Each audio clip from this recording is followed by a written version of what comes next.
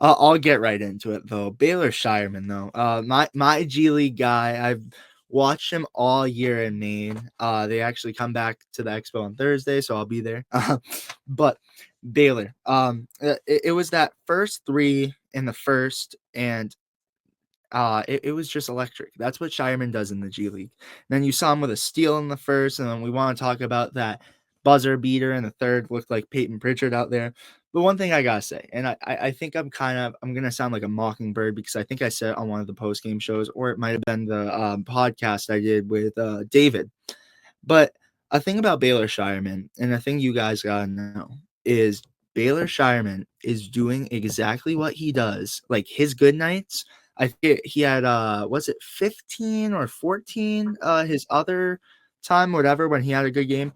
Baylor Scheierman does that and some in the G League. And tonight, that's what he does in the G League. I mean, Baylor tonight, I already mentioned it, but he had 20 points, 3 rebounds, 1 assist, 2 steals, and shot 87.5% from the field goal tonight. And I wrote this down in my notes too, that Baylor Scheierman is completely different from Drew Peterson and JD Davison. Those are my boys. I'm not going to diss on them, but a thing that you notice to see with them is they'll come up to the NBA and they will not do what they do in the G League. JD Davison is on a tear right now, scoring like 30 points a game in the G League. And you could see that with Drew Peterson too, closing out games. They come up, they'll have little things, but they don't showcase what they do in the G League. Baylor Scheierman, he does exactly what he does tonight in the G League. There's performances in the G League that all he has is 11 points. There's performances for the Boston Celtics that he comes out there and has 7 points. So he is a player that can. That's just how he plays. Like the Baylor Scheierman you see in the G League that I watched and witnessed all G League season is how he can play for Maine, not Maine, the Boston Celtics. And going on moving forward, kind of too, like I think a big thing to having the Boston Celtics repeat is having that new experience, having that new energy in there with Baylor Scheierman, because you heard it on the broadcast today. A way to earn playing time is your defense, and he is incredible on defense. His shot is incredible, and he's just a hustle player, and that's what he did in the G League, and that's what he's doing up now with the Boston Celtics. And he just impresses me because it's like you saw JD. You saw what happened with JD. He got time, he didn't prove himself. They sent him to the G League.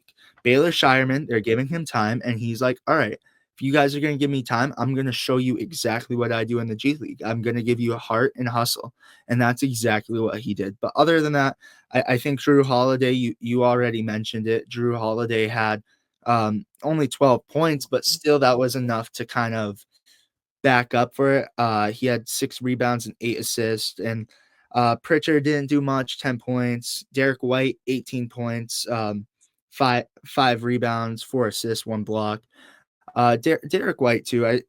He impressed me too. Like I'm gonna say, he impressed me a lot because we already kind of mentioned this. We've been mentioning this a lot, but the reason why I believe too the Boston Celtics are on such a great roll right now is because Derek White is back. We've mentioned this, so I won't talk about it much, but you'll obviously get into it as it's the player spotlight. But Porzingis too. I mean, look at the stat line: 25 points and 13 rebounds.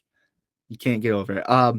But that's who impressed me the most tonight. I would say Baylor Scheierman was a player because he's a rookie. He hasn't got a lot of time with Boston. So for him to go out there and did what he did, incredible. And that's really impressed me as I've seen him grown. So it's like whenever Walsh is out there doing good, Kada, Scheierman, Peterson, Davison, even, like I love it. I love to see it because I watch those players in the G League. So it's like, I saw them like when they're young, getting experience, and then they get better and go to the G League. And I'm excited because I missed out on Sam Hauser in the G League, Luke Cornett, Peyton Pritchard. But now I'm seeing a person, Baylor Scheierman, who I think can eventually turn into one of those role players. So that's all I got to say on that. Who impressed you the most tonight for the Boston Celtics? Well, it's the same answer of yourself, of course. Baylor Scheierman comes out with a career high scores 20 points tonight. And Baylor Scheierman, I'm not, look, people are going to say this after this game. I already saw it in the group chat. Just saying. Saw it in our group chat already. People are going to think he's going to come in and replace Sam Hauser.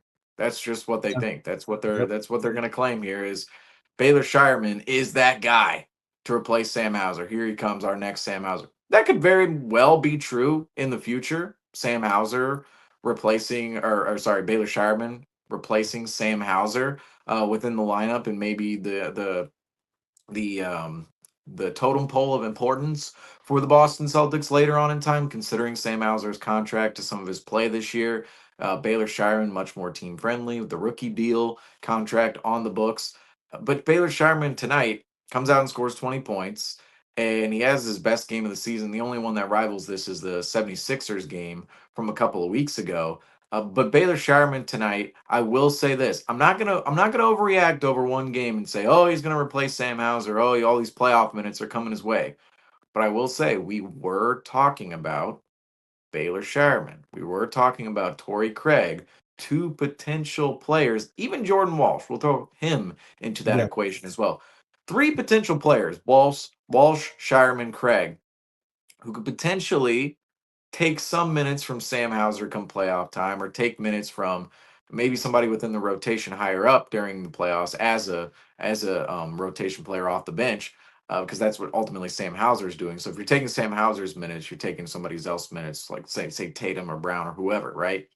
But we were talking about those three players potentially making a name for themselves within the rotation come season's end, considering how spotty Sam Hauser's production has been all season up to this point. We were talking about, could one of those guys slot more into the playoff rotation? Could they gain themselves a couple of more minutes? Could they be the Sam Hauser replacement? And when I say replacement, I really mean maybe you cut into his minutes just a little bit. Instead of seeing Sam Hauser out there for 15 minutes, maybe you only see him out there for 8 minutes, and you see Baylor Scheierman out there for 8 minutes, or Torrey Craig out there for 8 minutes, something like that. We're not talking huge margins for the Celtics, but little margins that will matter come playoff time, in between everything big that goes out there on the floor. Yeah. But Baylor Scheierman, go ahead. Sorry to interrupt you. I just wanted to add something. Do you think? Oh, really quick. Got this right here too, right by the setup. So I had to show that off. But Really. wait, bring that out real quick. The top thing. Do you think the main Celtics, not to get off too, it's Baylor Scheierman. We're talking about Baylor Scheierman. So in the clip, this is all going to work for the clip, folks. Afterwards, post the clips. This main Celtics logo at the top. I think they should have that Celtics on the jersey with the claw. I mean, I'm kind of, Yeah. they need a white jersey with that. I kind of like it. I kind of like it. Yeah. Like, I like that. That would be fire. I love that for sure. Oh yeah. Oh the yeah. way I will say, the way they have the text on the little gray box there next to him. See that little text in the gray box? Oh, looks like it's a Getty Images thing. That is so funny. Yeah. No. It It's looks like a Getty. Some folks out there, the editing world, it looks like a Getty Images photo. But anyway, and you uh, got them right there too. The two rookie. Well, not rookie anymore, but got them right there. One thing I wanted to ask you though. Sorry I got off topic with the Baylor Scheierman thing, but I wanted oh, to kind of that was firmly on topic for what we're talking about. yeah, on topic, distraction. I want to ask you this. Obviously, we see Baylor Scheierman is a hustle player and phenomenal on defense. Do you think instead of kind of replacing all of Sam Hauser's minutes, they're kind of going to give it more like a kind of like honestly, I want to call it a high school vibe and kind of have Sam Hauser out there for offensive possession and have Baylor Scheierman try to check right in on defensive possession? Do you think that could possibility be like a possibility in a game, or kind of if you need some defense, they're gonna lean more towards Shireman rather than obviously Sam Hauser? What are your thoughts regarding that? I think it could be a game by game type of Yeah, basis. yeah, I'm not with those guys specifically. I'm not of the idea that they're going to be the ones who are swapped playing out team. defensively, offensively, because it'll be guys like Tatum and Brown, and not even Tatum and Brown. I don't even want to say those guys. It's really the big guys, really Horford, Porzingis, guys like that. Holiday, White, Tatum, and Brown, those are really the versatile players you want out there 24/7 if you're the Boston Celtics, ideally. And then the big man, depending on how versatile they are, the matchups we're facing, that's when you're kind of going offense, defense, whether you're going to Cornette, Horford, or Porzingis, and whatever moment of the game. The guys off the bench, to me, in the playoffs, they are strictly meant for filling minutes for, say, Tatum or Brown off the bench, and those minutes are going to come. All right, those guys have to rest at some point in time. They can't just play 48 minutes every single playoff game. They're going to try to, they're going to try to come close to it, but They they will. can't do it every single playoff game. But those minutes in between are important to give Tatum and Brown some rest. And could Shireman be in there? I think the recent play, I'm not going to over exaggerate over it because we haven't seen a big sample size of it this season. And I mean, I will say the two best performances of the season for Shireman have come in spots that is specifically called on him to perform this year. In all these other games, he's coming to games where I don't really expect him to be that productive. I expect him to fill minutes. He might make a shot or two while he's out there. Um, and defensively, he's going to be a just fine piece within the system. But tonight, Shireman comes out there into a game where Brown and Tatum are not playing. So already right there, Shireman's going to find a lot more minutes, which tonight, let me just get his how many minutes? Let's see. Oh, Baylor Scheierman played, sorry minutes. folks, don't have the numbers in front of me right 16 now. minutes. 16 minutes. So I was gonna say whoever gets to it first here, because 16. NBA.com. I got it right down on my cheat sheet. Right here, got the cheat sheet. Got But 16 so Baylor Scheierman, 16 minutes tonight, so 15:55, set 7 of 8 from the floor, 6 of 7 from three, 20 points, three rebounds, 1 assist, 2 steals for Baylor Scheierman on the night. I look at this performance, I go, look, he in this spot was called upon to come and play well off the bench against a lesser team. He was called upon to come in and play well against a lesser team in the Sixers. Those are two games where it's so far from what the Celtics are actually going to see come playoff time, which is little chest movements, high intensity, the environment of the arena, whether it's a home game or an away game. That's going to be beyond when it comes to the playoffs for the Boston Celtics. And these games in between, at the end of the year, the Sixers game that Shireman played well in a couple weeks ago, this game tonight he played well in. These are two games that yes, it's good data for me to go, okay, Shireman could put Mhm. his name. I'm saying if you're looking at Craig Shireman Walsh right now, who is the guy who's going to maybe fill in some minutes for Sam Hauser? I've been most impressed with Shireman as of late. Just saying, out of all three of those, Torrey Craig has gotten. I don't know what it is with the Celtics or what it is with Joe Mazzulla's coaching staff. Maybe we can get more into this, but I don't know what it is with the bench and not playing guys that seem like obvious. I during portions of the season, especially during January when things weren't working well, there were guys off the bench where we're looking at going, "Oh, why not just play him? Why not Yeah. play Xavier Tillman out there?" When Jaden Springer was on the roster, of course, it was always him. Jaden Springer, Jaden Springer, Jaden Springer. Play Jaden Springer more. He's defensive spark plug. Offensively, he's rough, but defensively, he is a spark plug.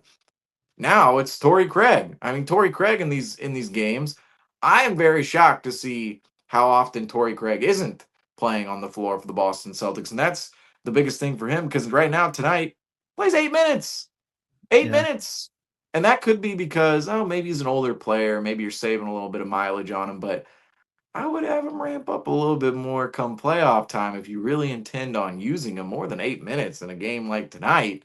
If you're the Boston Yeah. Celtics using Torrey Craig has not been used in the way that I thought he would be for the Celtics off the bench. Maybe they're still ramping him up, but at the same time, 8 minutes off the bench, that's not very many minutes. Meanwhile, Shireman gets 16 tonight, had a couple more minutes Mhm. recently, and he's been impressing out there. And he's a player with a higher ceiling, right? We know what Torrey Craig is as a 34-year-old, 34-year-old. We know what Torrey Craig is, but Shireman, he is an unknown entity. And what's always interesting in the NBA, I will say, season by season, and specifically the singular seasons, right now, is we have we kind of forget how developed a player can become by the end of a season. So right now there is a lot of opinion that exists out in the NBA community about players from October and November. They started out a certain way in October, November, December, and people go, okay, here's this player's abilities, here's what they've been able to do this season, yada yada.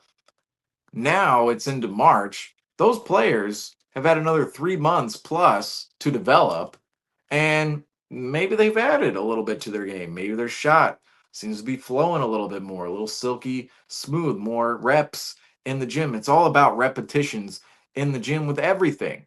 Different looks. Maybe a player, maybe he has all the skill out there in the world, but maybe his decision making just isn't there. And over the last 3 months, his decision making has really upticked to a point where he can get out there on the floor.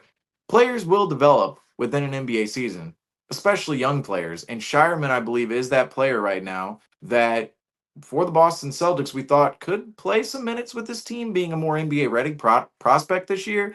Hasn't happened, but at this point in time, Scheierman, he could be developed to a point where over the next 13 games, he could make his spot and his name known for a potential rotation spot come playoff time. It's not going to be a major rotation spot, but it's going to be a role where he comes in for 6 to 8 minutes and he's filling in some big minutes for guys like Brown and Tatum. So Shireman, his performance tonight easily stuck out to me. But Can I I? want to hear what you have to say there. Yeah, sorry. I have one more thing.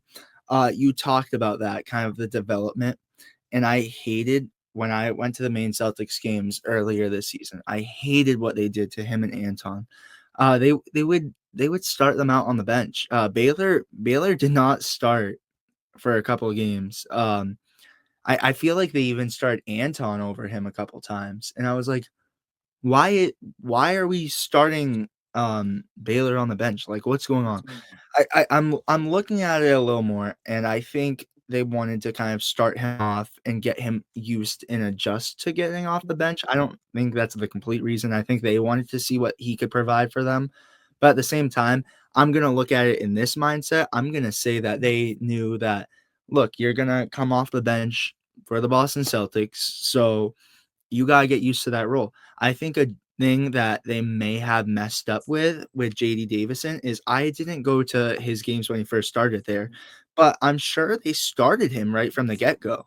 And now the reason with JD Davison, the reason why he doesn't come up is because he's the guy. Like in Maine, if you go to a Maine Celtics game, you're there for JD Davison because he's that guy. Like he's gonna start and he's gonna control the pace of the game. He's not I would say he's on the more selfish side. He passes, but does he pass as much as he should? No, but they kind of made him kind of that guy, and that's why it's so hard to bring him up to the Boston Celtics because he's used to being that guy in the G League. And then when you take a person who's that guy and then try to push him into the game when there's 2 minutes left or in points where we need you, it's not going to work. So I love what they did with Baylor Scheierman because they kind of got him adjust to kind of coming off the bench, taking in that role. And over the course of the season, they obviously started him more and he got more experience. And I love what you said. It was against less meaningful teams. It really was that he had these amazing performances. But we also got to think he's had more opportunity. I feel like 16 minutes isn't a lot of opportunity, anyways, opposed to like playing in the 20s, the 30s, you know? But I think this. I think, and I say this because what you guys see when Baylor Scheierman is at his peak, you know, like his peak performances he would have, that's what he does in the G League. Now, the competition is a lot less intense in the G League, obviously. Like people are hungry there, but it's not like you're going against LeBron James, you know, in the G League. You're not. You're not. It's just undeniable that you're not going. The best competition, like veteran wise, I would say is TJ Warren down there. So that's probably the best you're going against, veteran wise. So it's definitely a lot different. But I love what Shireman's doing because it reminds me of what he's done in his peak in the G League. And I'm like, all right, well, if he could do this for the Boston Celtics, and I've seen him do this exact thing for the main Celtics, I think that's completely in his game, and I think he could transition over to the Boston Celtics eventually in his career. And I love how they developed him. I will say this: the main Celtics get a round of applause because they did a great job so far developing Scheierman. No, we're not giving him the golf. I gave him the golf clap. No, give him. There we go. There we go. Yeah, There we go. we get golf clap, Real golf clap, applause. Real golf clap. applause to the main Oh no! Celtics. Oh no! Golf clap. We're giving them the real No, that's what I'm applause. saying. Yeah, Oh regular, yeah, and not the. This is for the Nets. This is for the Nets. This clap is for the Nets. yeah, Just nice yeah. guys. KD, Kyrie Harden. The Nets. Main Celtics. Main Celtics. Here we Yeah. go. Main They did Celtics. a Here we great go. job developing him. I'm impressed. I'm impressed. I do. What are your thoughts though on that? Do you think kind of having him start off and kind of come off the bench was more so the main Celtics could see what they have with him, or do you think it was kind of also in a sense of developing, meaning like we don't want you to be the guy down here because we want you to make yourself a career in the NBA? What are your thoughts along that line? Well, the natural process of somebody becoming a real NBA player, you really look at every player, really in the NBA. A lot of them do not have the greatest starts of their careers. You look at every single player out there, whether star or role player, and there had to be some kind of ascension to the game in which they play today. Whether, some guys, they're at different places in their career, but if there's somebody who is somewhat established in the NBA, who's gotten to their second contract in the NBA, their start typically pretty slow. I mean, you see that every single time. And some of those slow starts can be, slower than others, whether it's in the G League or not in the G League. Think about a player, some of the generational players like Luka Doncic. He started out as a near All Star candidate, but even so, some of the players you see, LeBron James, 21 time All Star, first season didn't make the All Star team. So even the all time greats, they start out fairly slow in the NBA. But most players, just on the average end, and talk about average. I mean, these guys aren't average basketball players. They're quite great, but just in terms of the NBA relativity of average, a lot of guys do spend some time in the G League, and I think we're starting to see that more and more, especially in this era, this generation of basketball players coming up. A lot of these guys are spending time in the G League first, especially the role players, before they come to the NBA and make a real impact. And it's just a way to get reps. I just talked about repetitions, but that those reps are important. I mean, beforehand, if you didn't have a G League team, if you're an NBA team, because not every squad had a G League team at one point, and they typically had an affiliate to some degree. Like you might have, trying to think of an old one off the top of my head here, where they sent their guys down. I don't know, it's so long ago, where you would have something weird. Oh, this I guess this one, maybe this one.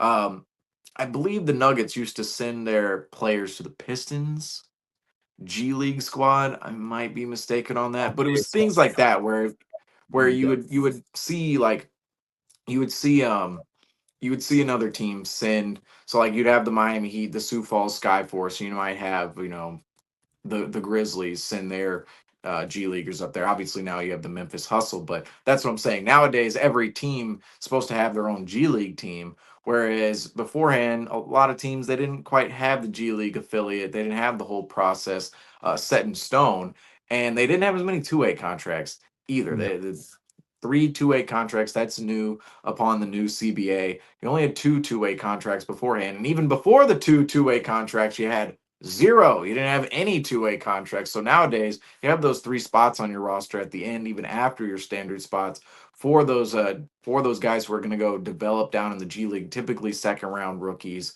or guys who you're just kind of wanting to develop more so in the NBA, from whatever player they are, whatever kind of player they are. But we're seeing more and more of the NBA landscape become guys who have come from the G League in some way, shape, or form. And I think that's the route that a lot of teams are going to try to go down nowadays, is when they bring in a player, when they can't get minutes right away, especially Baylor Scheierman. Let's talk about Baylor Scheierman real quick. I mean, we've been talking about him, but specifically with this example, he's playing on a team, a Boston Celtics squad, where he's not getting reps night in and night out with the Boston Celtics. He's just not. He's sitting on the bench most of the nights when the Celtics are actually playing their real 8, 9, 10 man rotation. And Scheierman, if you're just sitting there on the bench, the best he can do is watch film and play whenever he can play and practice, which is, again, NBA teams do not practice throughout the NBA regular season. It's very rare teams really practice. And Scheierman, if he was just sitting on the bench, where would his run exactly come from? I mean, it would have to come from these runs of picking up with other guys in practice. So the G League is a huge tool to develop these players, and the reps they get down in the G League are crucial because you're playing basketball. You're playing basketball, and it's supposed to be in an NBA setting too. A lot of these guys, of course, not quite NBA level, but there are quite a few players in the G League who have either played in the NBA before or certainly have NBA caliber talent or skill sets, depending on how you look at it from whatever angle the player, whatever position a player plays and whatever skill sets come with that position. A lot of players have the NBA skill sets down there, but they might have one or two things missing in their games that just keeps them from going and advancing to the NBA. So the G League is a tremendous tool to develop guys and really get them to where they want to go within a singular season. And we're just gonna see more and more and more of it as time goes on because the NBA has invested heavily in the G League, and we're seeing a lot of success stories come from the G League. And this could be a success story. Another one for the Boston Celtics. I mean, look already at all the players on the Boston Celtics roster who have come from the G League. I mean, you have Sam Hauser. He spent time in the G League as a two-way player. You look at Luke Cornett. He's spent time in the G League with the Celtics. Kada, he's spent time in the G League with the Celtics. If I'm not mistaken, Pritchard has come down there with the Boston Celtics and actually done some work. So, and wait, I want to just point this out real quick. Just throw this out. This is totally aside the point. Every time, this is so easy to say though, but the Celtics, the Celtics and the Celtics. Okay, I was about to Celtics and Red Claws, but no more Red Claws. Celtics and More Celtics. The ridiculous. main Celtics and the Boston Celtics, right? The main Celtics are up in Portland, Maine, right? Yep. And the Boston Celtics are down in Boston, Massachusetts, obviously. But it's so easy when you're talking about the G League, like the minor league, when you're going down somewhere, like we'll always say going down to Maine, Yeah. as in down to the G League, but then we're really going up to Portland. I always just see that every time we say down, down, down, up, up. It's like it doesn't sometimes That's doesn't always that's so correlate, like match. I just said it because I just said down to Portland. And I'm like, I always hear guys say that down to Portland. I'm like, it's up to Portland, It's up to Portland. So just a little geography, I G love that. League, whatever there. I never thought of it like that. But I always catch that. I'm like, oh, down to Portland. It's like They're we technically so going up so would to you Portland. say they're more so getting sent down? So people should clarify it and just say They're there's getting sent down they're to getting sent they're up. They're getting sent up. they're right. They're getting Oh, sent now up you got to me. Yeah. go down. So, They're getting so sent like up to go down. That's what it so is. listen, That's what it is. if you're in the Celtics system, like Drew Peterson, we could say, and JD Davison, when you guys get sent back down to the G League, it's not necessarily a bad thing because technically you're getting sent up. you But know, so But back to the main point here is those guys going up and down. The Celtics have already had a great track record with the developing guys in the G League and actually winning a championship with guys who have come from the G League in the rotation. And Baylor Scheierman, I'm just saying, definitely could be that next guy. I know you're saying it too, but yep. it definitely looks like, and I'll say this about Scheierman too, NBA ready body. Last year coming out of college, just his skill set in general, his frame, everything that comes with him didn't quite get in the rotation right away, but this is where I look at him and go, okay, well, he's had a whole season up in Maine, right? Up in Maine to develop, Okay. and he's not breaking into the rotation right now, but he's playing pretty good minutes against some of the lesser opponents. I'm not convinced he's going to come into the playoffs and just go Mm-mm. full force No. to a point where he's taking over Sam Hauser's role. We're never going to see Sam Hauser and Baylor Scheierman's going to play 16, 15 minutes a game, whatever it is. I don't think I'm at that point with Baylor Scheierman whatsoever. I think No. we're likely going to see Baylor Scheierman on the bench a lot come playoff time. But at the same time, I do look at Scheierman and go, okay, well, there's definitely been some development here that suggests to me that he is a little bit different right now than he is at the beginning of the NBA season. And I would specifically expect that with him because he is a multi-year college guy. He was a prospect who came in NBA ready. He's had reps in the G League. He's a little bit older than some of the typical prospects his age. And from all of those factors, Shireman is definitely a player I would expect to make more of a jump right now in the NBA than say a typical 18, 19-year-old coming out of college 1 year, coming from overseas. Shireman, he's been in college, he's been in the G League, he has developed, he's had those reps over time. He's definitely a player that I see as somebody who could make their way into the rotation for the Celtics one day. Maybe it's not these playoffs, but maybe it's even next season later on down the line. That's actually kind of what we saw with Sam Hauser. 2022 playoffs wasn't really a part of the rotation. Kind of threw around some ideas with him in the rotation as a shooter. Celtics needed shooting at that at that point in time, the 21-22 season. But Sam Hauser's full impact really wasn't known or made until the 22-23 season. And then, of course, we know the story of Sam Hauser since then. Really, just been a staple to the Celtics rotation ever since 2022-23.